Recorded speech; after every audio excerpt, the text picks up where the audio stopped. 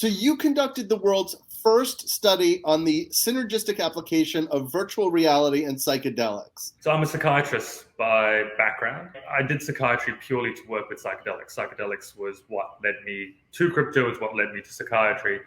And over the last 3 years, I've been building with my research partner this project called Therapeutics, which combines or investigates the synergistic effect of virtual reality and psychedelics.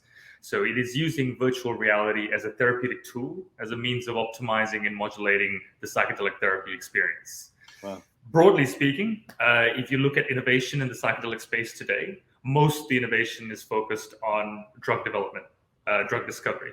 Everyone's trying to produce another psilocybin analog, mushroom analog.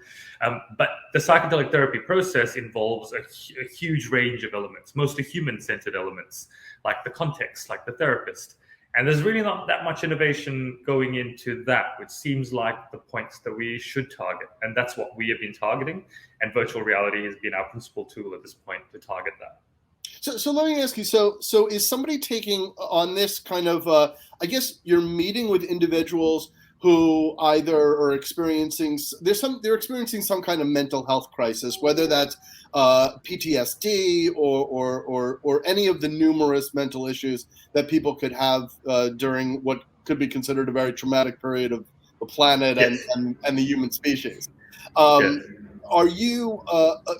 Is this the kind of thing where I'm in a room with a therapist and I'm taking a microdose or a full dose? And then at what point am I putting on the goggles and what am I experiencing? Am I reliving a childhood experience? Am I seeing lights and kind of sounds that are then going to kind of move me in a certain way? And then is the therapist talking to me during the whole process? Walk me through that. Yes. So we work entirely in the therapeutic space. And psychedelic therapy consists broadly of 3 phases. There's the preparation phase, where you're assessed for suitability and you're prepared for the experience that is to come. Then there's the actual dosing session, which people always focus on because it's the most glamorous or sensational, which is the session where you actually take the psychedelic. And that lasts anywhere from 6 to 8 hours. There's usually 2 therapists in the room with you throughout the process.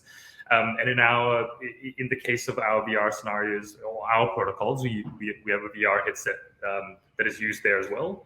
And then you have your integration sessions, which are sessions of weekly psychotherapy after, where really that is the sessions, the magic happens in the dosing session, but it is in the integration sessions that the magic is actually sustained.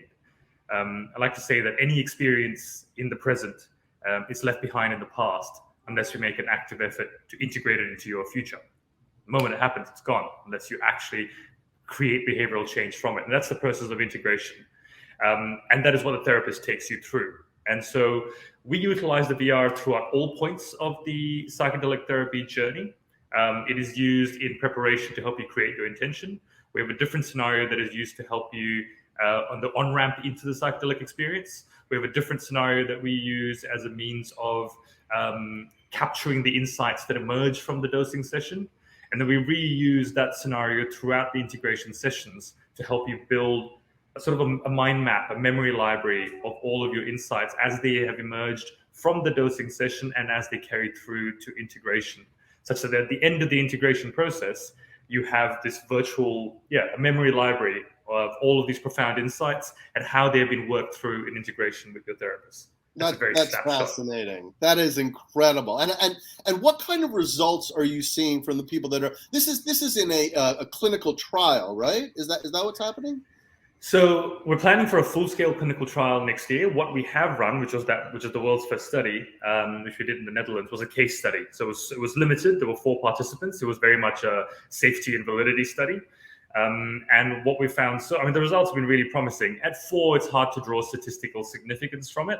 But what was most interesting, I guess, if I was going to pick sort of one metric, was that patients on applying the virtual reality headset in the days following the psychedelic experience, even without taking a psychedelic at that point, found, and I can't quote exact statistics because it hasn't been peer reviewed, and this is the scientist in me speaking. But we're talking an extremely close match, particularly to the emotional experience of that psychedelic experience.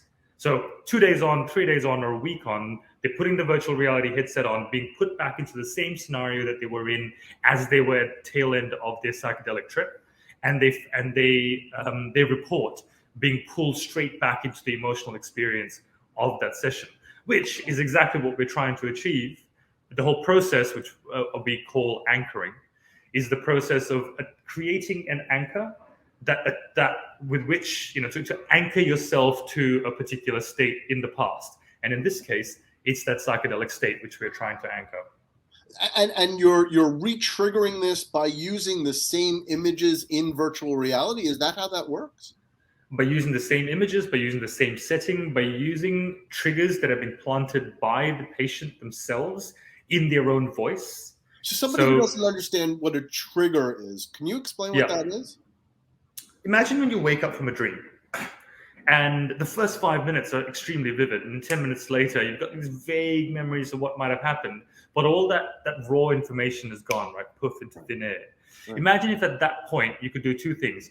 You could, one, record exactly what it was that you had experienced while you still remembered it, and two, create this emotional anchor such that when you put that headset back on, you were pulled right back into how you felt in those first 5 minutes after you woke up, where it was not only cognitively real, but it was emotionally real and embodied, and you were there.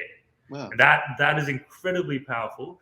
And that whole concept of anchoring is a neuropsychological mechanism, which is it's quite poorly explored because we have very few instances where you are in an altered state of consciousness that is that profound that you have something to anchor. And dreams are often too fleeting.